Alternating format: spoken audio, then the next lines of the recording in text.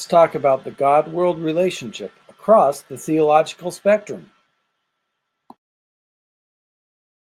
Let's look at three different understandings. The first is classical theism, where God is separated from the world.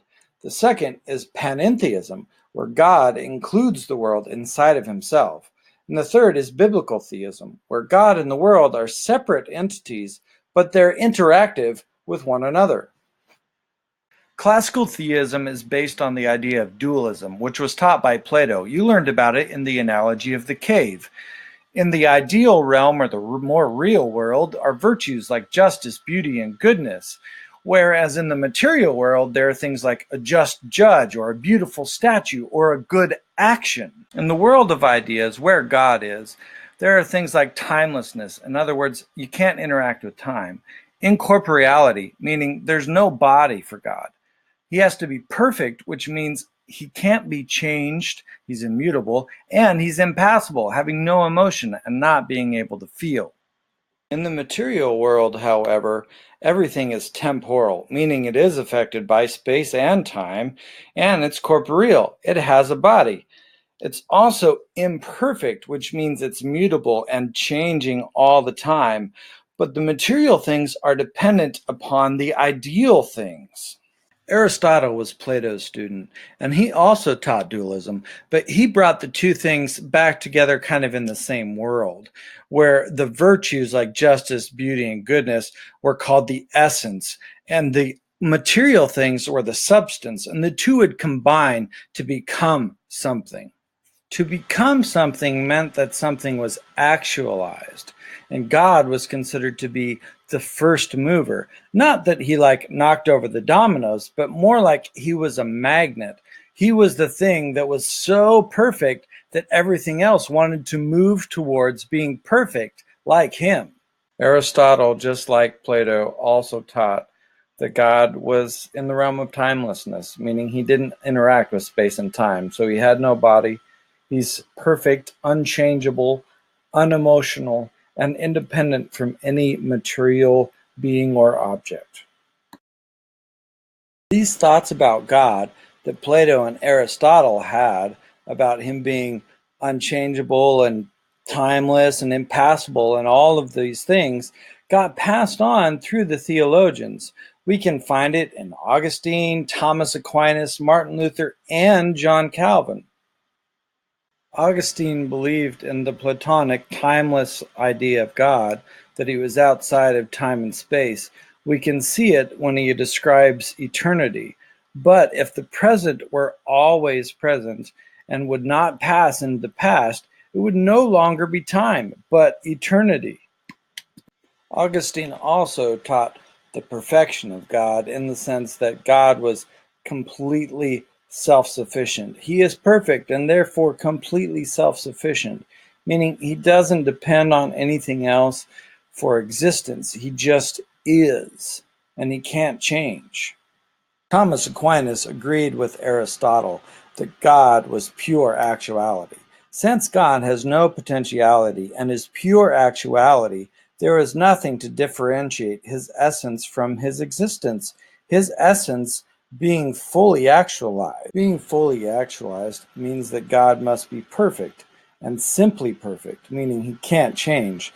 God is this absolutely perfect. He is the absolute, simple, fully actualized, lacking nothing, the infinite one. According to Aquinas, God can't change because he's simply perfect. In fact, according to classical ontology, or the way things are, any change would be away from perfection to imperfection, and thus is wholly inappropriate to divinity.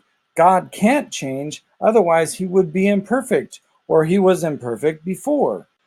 Thomas Aquinas also believed that God was timeless. God is eternal. For the divine being bereft of movement, there is no before or after, and the immutable one has no beginning or end, and no succession of time, meaning God is in this place where there's no sequence of events. There's no before or after.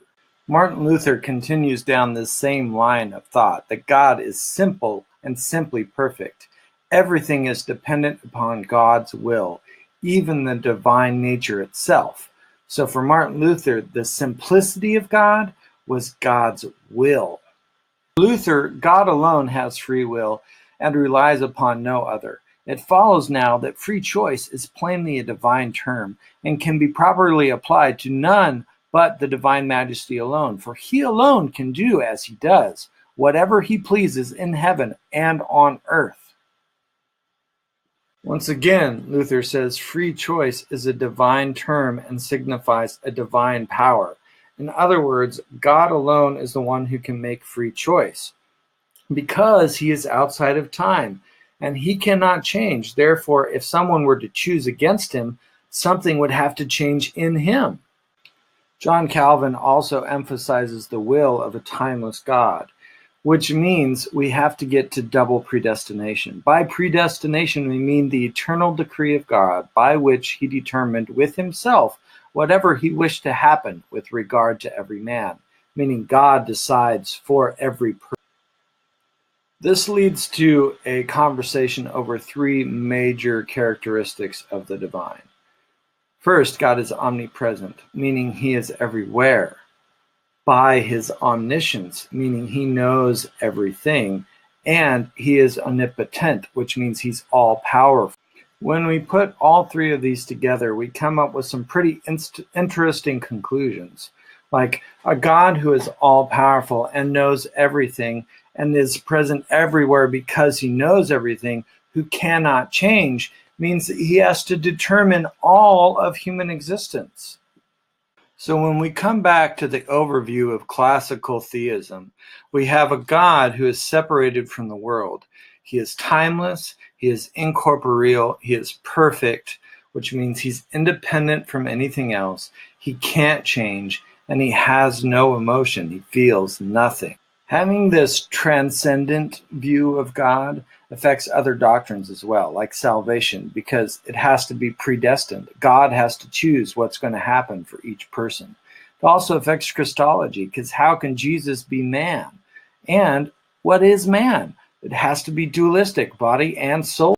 We've taken a few minutes in this lesson to talk about classical theism and the way God relates to the world, how he is separated from the world.